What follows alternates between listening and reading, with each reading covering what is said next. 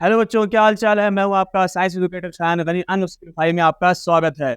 हम लोग जैसा कि पहले लेक्चर्स में सेल के बारे में हम लोगों ने पढ़ा था, सेल हिस्ट्री के बारे में पढ़ा, सेल को किसने डिस्कवर किया, किस साइंटिस्ट का उसके अंदर योगदान है, क्या क्या क्रेडिट है। उसके बाद हम लोगों ने पढ़ा कि सेल का कितने तरह से हम लोग क्लासिफिकेशन करते हैं, यूनिसेलुलर है, मल्टीसेलुलर है, प्रोकैरियोट है, यूकैरियोट है। कुछ इंटरनल स्ट्रक्चर्स के बारे में पढ़ना बाकी रह गया था, जिसको आज हम लोग इस चैप्टर में कवर करने वाले हैं।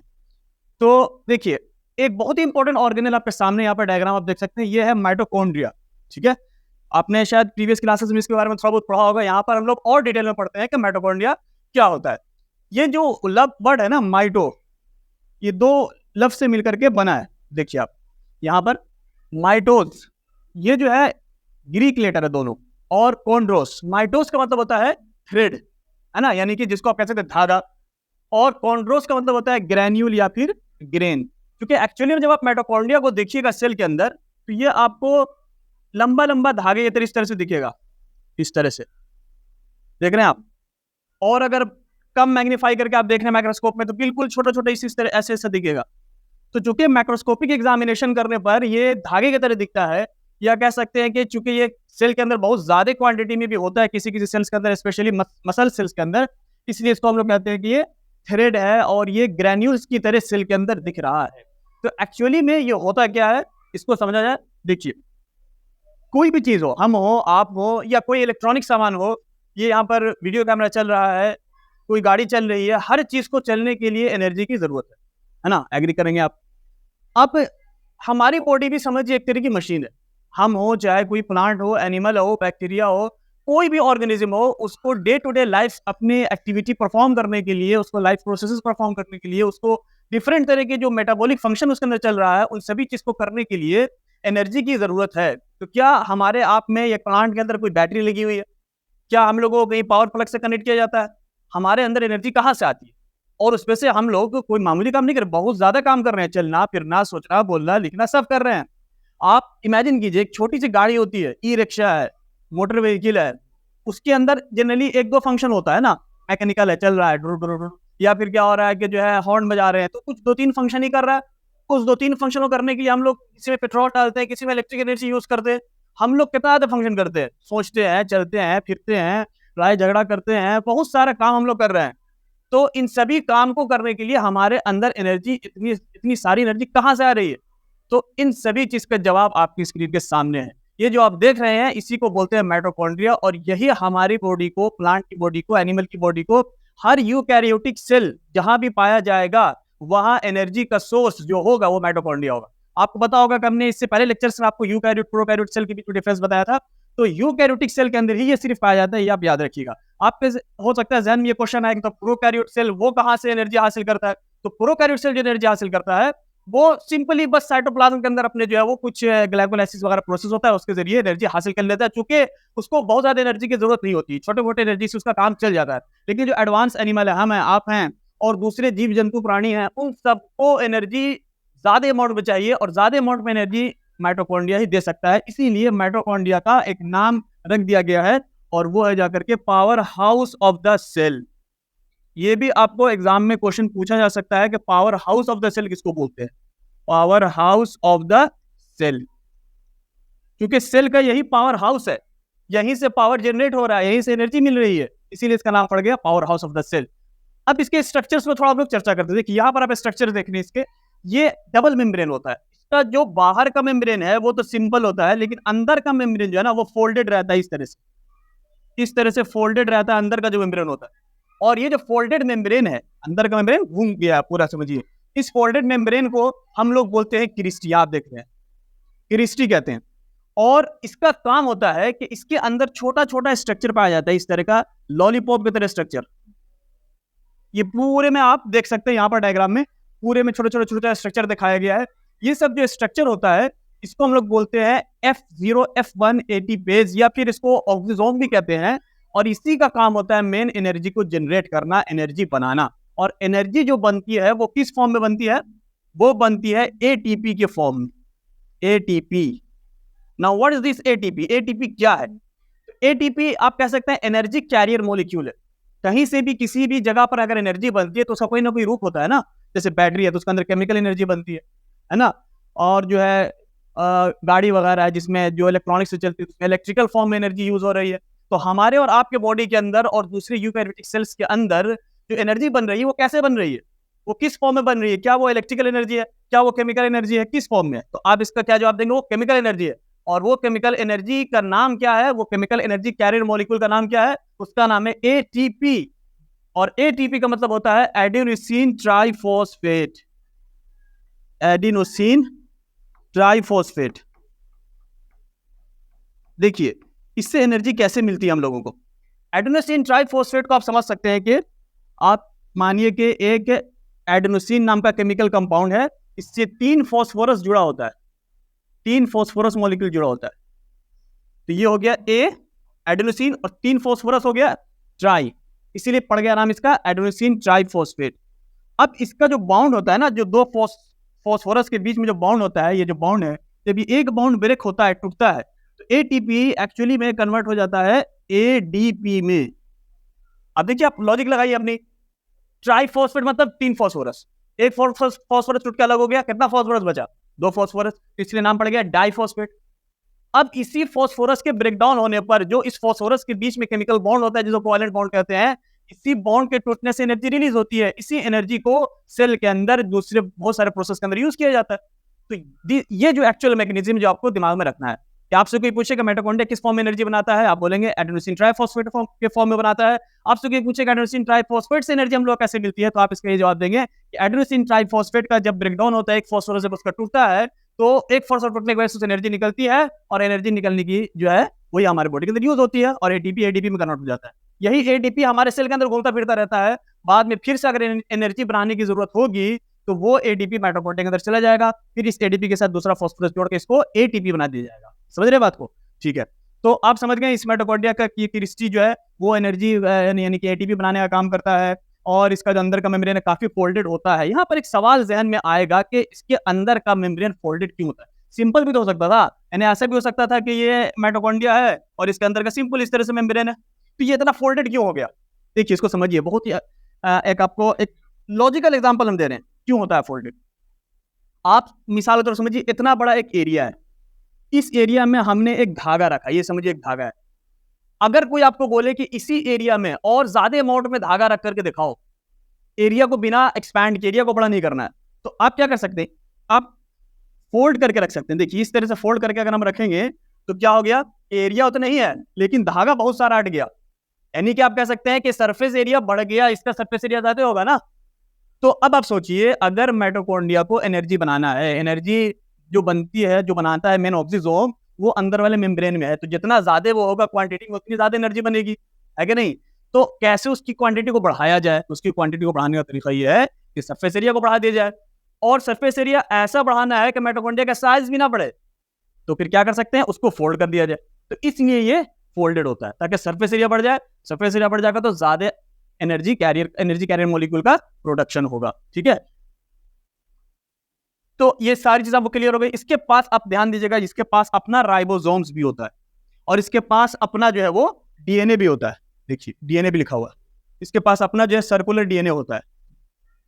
तो ये जो होता है माइटोकॉन्ड्रिया, और एक और ऑर्गेनेल हम लोग पढ़ेंगे आज, उसको बोलते हैं हम लोग प्लास्टिड, जिसके अंदर क्लोरोप्लास्ट आता है। तो ये 2 ऑर्गेनेल आपको याद रखना है, ये 2 ऑर्गेनेल के पास अपना राइबोसोम और अपना डीएनए होता है, और बाकी किसी भी ऑर्गेनेल के पास, चाहे जितने भी हम लोगों ने पढ़ा था, एंडोप्लाज्मिक रेटिकुलम हो, गोल्गी बॉडी हो, दूसरा कोई भी ऑर्गेनेल हो, उसके पास अपना डीएनए अपना राइबोसोम नहीं होता है। यही दोनों ऑर्गेनेल यानी माइटोकॉन्ड्रिया और प्लास्टिड, इन दोनों के पास अपना डीएनए अपना राइबोसोम होता है। इस वजह से इन दोनों ऑर्गेनेल को कहते हैं हम लोग सेमी ऑटोनोमस ऑर्गेनेल। याद रखिएगा, आपसे पूछा जा सकता है एक सवाल कि कौन सा ऑर्गेनेल, 4 ऑप्शन एमसीक्यू में दे देगा, पूछेगा इन चारों में से कौन सा ऑर्गेनेल ऐसा है जो सेमी ऑटोनोमस होता है, या ऐसे पूछा जा सकता है कि इन चारों में से कौन सा ऑर्गेनेल ऐसा है जिसके पास अपना डीएनए होता है। तो उन 4 ऑप्शन में आपको तलाश करना है कि कहीं पर माइटोकॉन्ड्रिया लिखा है या क्लोरोप्लास्ट या प्लास्टिड वगैरह लिखा है कि नहीं। ठीक है, चलिए ये बात आप समझ गए।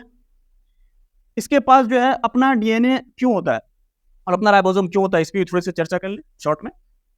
माइटोकॉन्ड्रिया का नाम हमने क्या बताया, दूसरा नाम क्या है? Semi autonomous organelle. ऑटोनोमस मतलब होता है जो अपना काम खुद से कर सके, सेमी मतलब आधा। तो जनरली सेल के अंदर जो भी फंक्शन होता है वो तो न्यूक्लियस कंट्रोल करता है। न्यूक्लियस आपको बताया था, न्यूक्लियस समझिए कि बॉस है, सबको ऑर्डर दे रहा है। ठीक है।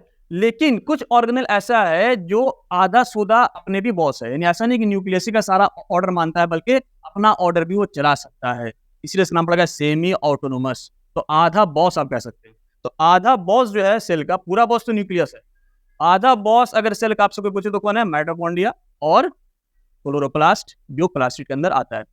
तो ऐसा क्यों हो गया? इसलिए जिसके पास डीएनए होता है वो अपना फंक्शन, क्योंकि डीएनए सब चीज कंट्रोल करता है, तो जिसके पास अपना डीएनए हो गया वो अपना फंक्शन खुद पे कंट्रोल कर सकता है। इसलिए माइटोकॉन्ड्रिया और प्लास्टिड वगैरह अपना फंक्शन काफी हद तक खुद से कंट्रोल कर लेते हैं। कुछ मामले में वो न्यूक्लियस पे डिपेंड होता है, इसीलिए सेमी ऑटोनोमस कहा गया। चलिए अब आगे बढ़ जाते हैं। माइटोकॉन्ड्रिया आपको समझ में आ गया होगा। अब देखिए प्लास्टिड्स को अभी हम चर्चा किया था आपके सामने। प्लास्टिड्स किसको कहा जाता है? ये सिर्फ और सिर्फ ऐसा ऑर्गेनेल है जो यूकैरियोट में ही पाया जाएगा। माइटोकॉन्ड्रिया में यूकैरियोट पाया जाता था, लेकिन प्लास्टिड सिर्फ यूकैरियोट नहीं पाया जाएगा, बल्कि वो यूकैरियोट प्लांट का पार्ट होना चाहिए। यानी प्लास्टिड सिर्फ प्लांट सेल में मिलेगा आपको, एनिमल सेल के अंदर नहीं मिलेगा। आप सोचते होंगे ऐसी कौन सी बात है प्लास्टिड्स के अंदर जिसकी वजह से सिर्फ प्लांट में पाया जाता है? देखिए प्लास्टिड कुछ फंक्शन कंट्रोल करता है। जैसे प्लास्टिड का काम होता है पिगमेंटेशन। पिगमेंटेशन का मतलब होता है पिगमेंट देना, तरह तरह का कलर देना। तो जानवरों के अंदर तरह तरह का कलर नहीं पाया जाता मोस्टली, है ना। ज्यादातर कलर आपको कहाँ मिलेगा? प्लांट के अंदर मिलेगा। ब्लू कलर का फूल है, उजला कलर का फूल है, लाल कलर का फूल है, पत्ता आपको तरह तरह का रंग का मिलेगा। तो इतना ज्यादा जो पिगमेंटेशन है, तरह तरह के कलर है, ये सब प्लांट के अंदर किस वजह से है? प्लास्टिक वजह से। ठीक है। प्लास्टिक्स का और क्या काम होता है? प्लास्टिक्स का काम होता है फूड सिंथेसिस करना। आप अपने प्रीवियस क्लासेस में भी पढ़ा होगा, फोटोसिंथेसिस का नाम सुना होगा, जिसमें फूड अपना प्लांट, फूड जो है प्लांट अपना खुद बना लेता है क्लोरोप्लास्ट की हेल्प से। तो क्लोरोप्लास्ट या प्लास्टिडी, प्लास्टिडी का टाइप हो। तो पिगमेंटेशन करना, फूड सिंथेसिस करना और फूड स्टोर करना, ये तीन तरह का काम जहां पर भी जिक्र किया जाए वहां पर आपको, तो वैक्यूल भी फूड स्टोर करता है, लेकिन आपको ध्यान में रखना है कि प्लास्टिड भी फूड स्टोर करता है। अब चूंकि तीन अलग अलग काम कर रहा है, इस वजह से इसकी अलग अलग कैटेगरी बनाई गई है। वो कैटेगरी क्या है वो आप देख सकते हैं। वो कैटेगरी है, एक हो गया आपका जो ल्यूकोप्लास्ट है। ल्यूकोप्लास्ट का काम हो गया स्टोर करना, फूड को स्टोर करना। ठीक है, तो ये हो गया ल्यूकोप्लास्ट का काम। एक और काम हमने आपको बताया था पिगमेंटेशन, प्लांट को कलर देना। ब्लू कलर है, लाल कलर है, इतना सारा तरह तरह का कलर, ये पिगमेंटेशन काम हो गया किसका? क्रोमोप्लास्ट का काम हो गया बाबूलाल। और क्लोरोप्लास्ट का काम क्या हो गया? क्लोरोप्लास्ट का काम हो गया, ग्रीन कलर तो देते ही है, लेकिन एक्चुअली भी इसका मेन काम नहीं है। मेन काम इसका है फोटोसिंथेसिस करना। इसी को हम लोग थोड़ा सा डिटेल में भी समझेंगे नेक्स्ट स्लाइड में। तो ये तीन चीज को आपको ध्यान में रखना है। अब फूड कौन सा स्टोर करेगा? प्लांट फूड क्या स्टोर करेगा? चावल, गेहूं, ये तो हम लोग स्टोर करते हैं। प्लांट फूड जो स्टोर करता है वो है ऑयल, वेजिटेबल ऑयल। जितना भी आप यूज करते हैं, कोकोनट ऑयल लगा लिया सर, नारियल का तेल लगा लिया, जैतून का तेल है ना, ऑलिव ऑयल है, इतना सारा तरह तरह का ऑयल हम लोग बात करते हैं। ये सारा प्लांट से निकलता है। तो ये प्लांट में कहाँ होता है स्टोर? ल्यूकोप्लास्ट के अंदर स्टोर होता है। ल्यूकोप्लास्ट क्या चीज स्टोर कर रहा है? इसकी बुनियाद पर, इसकी बेसिस पर इसकी तीन कैटेगरी बना दी गई। या तो ये कार्बोहाइड्रेट स्टोर करेगा, कार्बोहाइड्रेट जो जिससे हम लोगों को एनर्जी मिलती है, हम लोग का फ्यूल है, ईंधन है, समझिए हम लोग का पेट्रोल है कार्बोहाइड्रेट, है ना। कभी देखते होंगे आपके कोई आदमी थक क्या है या बेहोश हो रहा है, एकदम कमजोरी चढ़ी हुई है, आदमी बोलता है जल्दी से ग्लूकोज पिलाओ जी। तो ग्लूकोज पिलाने क्यों कहा जाता है? ग्लूकोज क्या है? कार्बोहाइड्रेट है, उससे हम लोग एनर्जी मिलती है, इंस्टेंट एनर्जी उस पर लिखा होता है। कोई ये नहीं बोलेगा इसको तेल पिलाओ जी, कोई नहीं बोलेगा इसको जो है प्रोटीन पाउडर खिलाओ जी, नहीं बोलेगा। ग्लूकोज पिलाने कहा जाएगा, इसलिए कि ग्लूकोज कार्बोहाइड्रेट से बिलोंग करता है। कार्बोहाइड्रेट प्राइमरी समझिए कि फ्यूल है हमारा। अगर हमारे बॉडी को, प्लांट के बॉडी, किसी की भी ऑर्गेनिज्म के बॉडी को अगर एनर्जी बनाना है तो उसको कार्बोहाइड्रेट सबसे पहले चुनना होगा। तो कार्बोहाइड्रेट जितना ही बन रहा है प्लांट के अंदर, वो स्टोर होगा ल्यूकोप्लास्ट के एक कैटेगरी है जिसको हम लोग बोलते हैं अमाइलोप्लास्ट। देखिए पहले इसकी कैटेगरी लिख देते हैं यहाँ पर, कौन कौन इसका टाइप होता है। एक इसका टाइप हो गया एमाइलोप्लास्ट, एक इसका टाइप हो गया ल्यूकोप्लास्ट, सॉरी ल्यूकोप्लास्ट तो यही है अपने है, पूरा का पूरा मिट गया, चलिए फिर से लिख देते हो, कोई मसला नहीं। एक टाइप इसका हो गया एमाइलोप्लास्ट,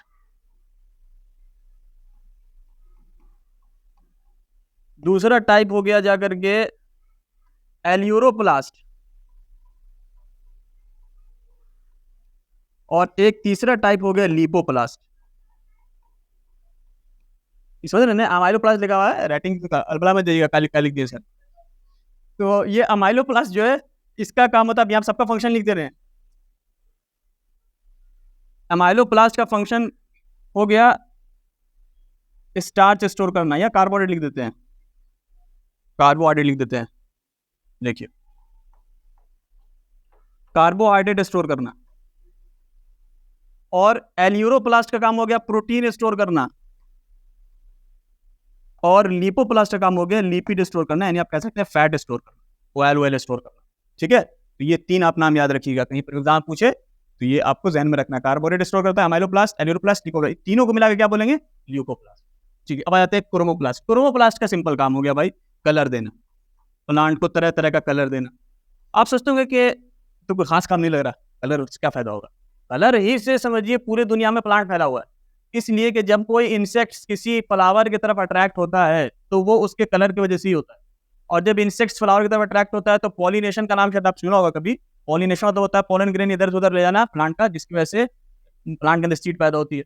तो ये सब फ्लावर के कलर की वजह से ही हो पाता है। अगर कोई फ्लावर में कोई कलर ना हो, उजला कलर का हो, तो जनरली उसमें इंसेक्ट्स अट्रैक्ट उसकी तरफ नहीं होता है, वो विंड के थ्रू उसके अंदर पॉलिनेशन होता है। तो कलर का भी काम है, कलर देने से इंसेक्ट्स अट्रैक्ट होता है। और क्लोरोप्लास्ट का काम 2 हो गया, कलर तो दे ही रहा है, लेकिन बेसिक इसका जो मेन काम जो है वो है फोटोसिंथेसिस करना, यानी कि आप कह सकते हैं, मिटाने वाला नहीं आ रहा है, यहाँ पे लिख दे रहे हैं,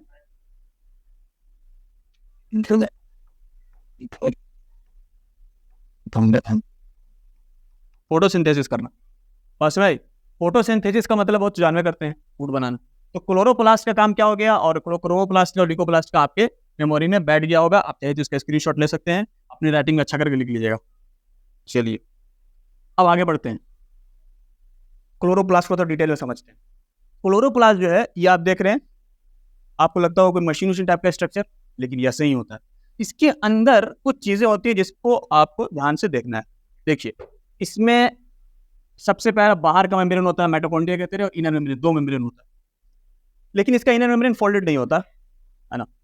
इसके अंदर में आप देख रहे हैं कि ये देख रहे हैं जो ब्लू कलर से सर्किल किया गया है, ये वाला, इसको बोलते हैं ग्रैनम।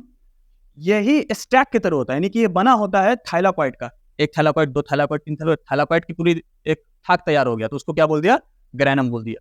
ठीक है, तो ये इतना सारा आप देख रहे हैं ग्रैनम सब क्यों है इसके अंदर, क्लोरोप्लास्ट के अंदर? तो एक्चुअली में यही ग्रैनम जो है ना, यही से फोटोसिंथेसिस की शुरुआत होती है, इसीलिए इसके अंदर इतना सारा बना हुआ है। कभी आप गए होंगे यहाँ पे बिजली उजली पैदा होती है ना, तो देखोगे इतना सारा ट्रांसफार्मर लगा हुआ है लाइन से एकदम, देखिए क्या लग रहा है कि भाई ये लगता है यहाँ से कि बिजली विभाग का सिस्टम यहीं से कंट्रोल हो रहा है।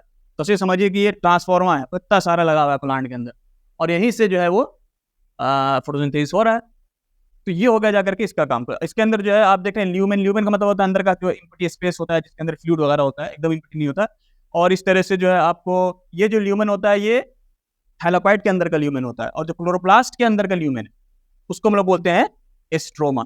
ऐसे समझिए, इस मिसाल के तौर पर ये क्लोरोप्लास्ट हो गया, इसके अंदर ये सब थाइलाकॉइड हो गया, तो अंदर में भी तो इम्पटी स्पेस है, तो इसके अंदर का जो इम्पटी स्पेस है इसके अंदर का, ये कहलाएगा ल्यूमेन। और जो क्लोरोप्लास्ट के अंदर का स्पेस है वो कहलाएगा एस्ट्रोमा। इसके अंदर कुछ फ्लूइड वगैरह होता है, न्यूट्रिएंट वगैरह होता है, जो कि बहुत सारे एंजाइम होता है जो कि फोटोसिंथेसिस में हेल्प करता है। तो क्लोरोप्लास्ट का भी काम समझ में आ गया आपको क्या करता है, फोटोसिंथेसिस करना, इसका स्ट्रक्चर भी समझ में आ गया। अब देखिए,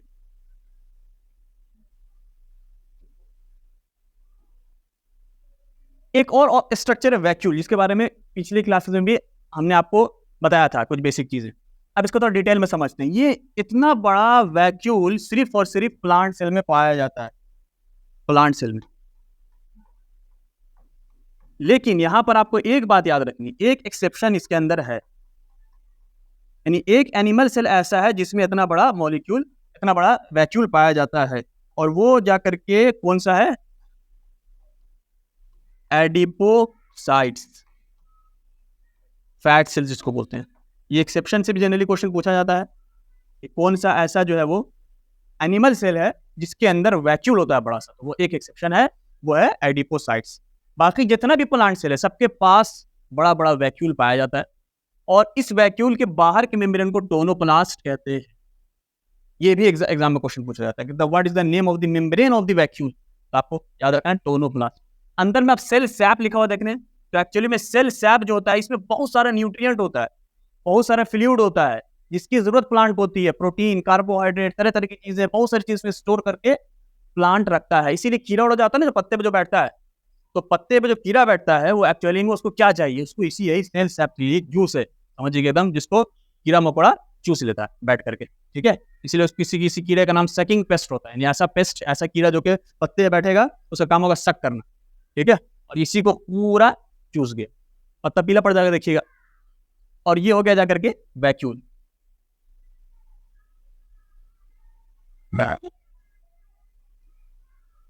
अब हम लोग लास्ट टॉपिक पे एक बात करते हैं, वो है सेल डिवीजन। ये न्यू एनसीईआरटी जो उसके अंदर ऐड किया गया है ये टॉपिक, पुराने एनसीईआरटी अगर आपके पास होगी तो उसमें आपको हो सकता है नहीं मिले। सेल डिवीजन मतलब आपको सिंपल वर्ड नाम में समझ में आ रहा है, सेल का डिवाइड होना, एक सेल से दो से, दो से चार, चार से आठ। तो सेल जो डिवाइड होता है, एक नॉर्मल सेल है, एक सेल है, वो डिवाइड तो होगा ना भाई, जाहिर बात है कि जब हम और आप पैदा हुए थे तो बहुत छोटे थे, अब इतने बड़े हो गए, इतने बड़े कैसे हो गए, सेल डिवाइड कर रहा है, हर 24 घंटे में हम लोग का एक सेल डिवाइड कर जाता है, एक से दो, दो से चार डिवाइड होते जा रहा है, हम लोग धीरे धीरे बड़े होते जा रहे हैं, ठीक है। हाँ, एक यहाँ पर एक चुटकुला याद आता है, एक आदमी थे, उनसे जब कोई पूछता था कि आपके बाल बच्चे कितने बड़े हैं, तो ऐसे साइज बताते, चल तो डिवाइड हो रहा, तो मैं ऐसे नहीं बड़े हो रहे, वो बोलते हाँ अब इतना बड़ा हो गया मेरा बच्चा, हाँ इतना बड़ा हो गया। तो किसी को समझ में नहीं आया कि ऐसे साइज क्यों बताते हैं, तुम मोटा होगा तब ना बताएगा जी आदमी कि ऐसा इतना बड़ा हो गया। उनसे किसी ने पूछा कि आप ऐसे साइज क्या बताते हैं जी, इतना बड़ा हो गया, इतना बड़ा हो गया, इतना बड़ा हो गया। वो बोले कि देखिए हम रात में 1 बजे घर पहुंचते हैं, मेरी ड्यूटी ऐसी, और सुबह में हम 5 बजे निकल जाते हैं, हमेशा अपने बच्चे को हम लेटा हुआ देखते हैं, ये इस तरह से देखते हैं हम, इसीलिए ऐसे बताते हैं इतना बड़ा हो गया, इतना बड़ा हो गया। तो आदमी कैसे भी डिवाइड करे, इधर से डिवाइड करे चाहे इधर से डिवाइड करे, वो सेल डिवीजन की वजह से होता है। सेल डिवीजन 2 तरह से होता है, ठीक है, एक होता है जाकर के माइटोसिस और एक होता है मियोसिस। सेल डिवीजन 2 तरह का हो गया, माइटोसिस और मियोसिस। अगर कोई सेल डिवाइड हो करके 2 सेल का फॉर्मेशन कर रहा है, इस तरह से डिवाइड हो रहा है, 2, 2 से 4, 4 से 8, है ना, तो उसको हम लोग माइटोसिस कहते हैं।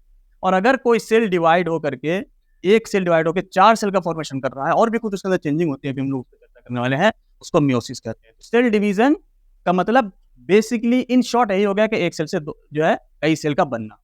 अब इसके टाइप पे जो हमने अभी बताया आपको, बात किया जाए, देखिए तो इसका 2 टाइप हो गया, माइटोसिस और मियोसिस। शॉर्ट में इसको जल्दी से समझ लिया जाए। माइटोसिस का मतलब हो गया सिंपल, एक सेल है, डिवाइड हुआ, 2 सेल बन गया। अगर इस सेल के अंदर क्रोमोसोम जो था वो 46 था, क्रोमोसोम आपको पढ़ा चुके हैं न्यूक्लियस वाले टॉपिक में, और ये सेल डिवाइड होकर के जो 2 सेल बनाए, इन दोनों में भी 46 क्रोमोसोम रहा। हमने 46 एग्जाम्पल के तौर पर ले लिया। हर सेल में, हर ऑर्गेनिज्म के अंदर क्रोमोसोम का नंबर अलग अलग होता है। एनिमल के अंदर, हमारे अंदर ह्यूमंस के अंदर 46 क्रोमोसोम होता है, ठीक है, तो इसका एग्जांपल हम ले लिया। शॉर्ट में ऐसे किसी की बुक में क्रोमोसोम को जो है ना 2n भी लिख दिया जाता है, यानी 2n, और ये भी लिख दिया जाएगा 2n, ये भी लिख दिया जाएगा 2n।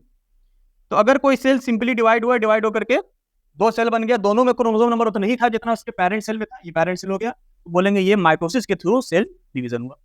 और मियोसिस बोलेंगे कि अगर कोई सेल है, ये सेल डिवाइड हुआ और डिवाइड हो करके 2 नहीं बल्कि 4 सेल बना दिया, और क्रोमोसोम भी घट गया, पेरेंट सेल में 46 था और इस सब में 23 क्रोमोसोम हो गया, घट गया ना जी, तो इसको बोलेंगे मियोसिस। इसलिए इसको जब हम लोग शो करते हैं, देखिए इसको जब हम लोग शो करते हैं तो यहां पर हम लोग लिखेंगे 2n और ये घट के हो गया n, वही बात है ना, 2 से मल्टीप्लाई कीजिएगा 23 को तो 46 आ जाएगा, तो ये 46 एग्जाम्पल के लिए लिख दिया गया। और अगर हम लोग को बिना किसी एग्जाम्पल के लिए तो 2n लिख सकते हैं, 2n डिवाइड होकर के n नंबर ऑफ क्रोमोसोम वाला सेल बनाएगा, 4 सेल बनाएगा। मोस्टली जो सेल डिवाइड होता है हमारे आपके बॉडी के अंदर, प्लांट बॉडी का, तो माइटोसिस ही का रास्ता चुनता है। कभी कभी मियोसिस करता है कोई कोई सेल, कब करता है, जब उसको गैमिट बनाना होगा, गैमिट समझ गया ना, जैसे स्पर्म है, ओवम है, उसका फॉर्मेशन अगर करना होगा तब वहां पर सेल मियोसिस करेगा ताकि उसमें क्रोमोसोम हाफ हो जाए। आप बोलिएगा ऐसा क्यों, क्रोमोसोम हाफ हो जाएगा तो खतरनाक हो गया, आधा हो गया जी, नहीं। देखिए जैसे हमने क्या बोला, मियोसिस कहाँ होगा, जिसको गैमिट बनाना है। तो अगर मान लिया स्पर्म है, स्पर्म सेल, इसमें 23 क्रोमोसोम है, ओवम है, इसमें 23 क्रोमोसोम है। ये दोनों जब फ्यूज होगा, फर्टिलाइजेशन होगा ना जी, तो इसमें कितना हो गया 46, यानी कि नॉर्मल नंबर रीस्टोर हो गया। तो इसलिए इसको रिडक्शन डिवीजन कहते हैं, इसीलिए इसमें क्रोमोसोम आधा हो जाता है। बात क्लियर हो गई? तो ये इस चैप्टर का लास्ट टॉपिक था।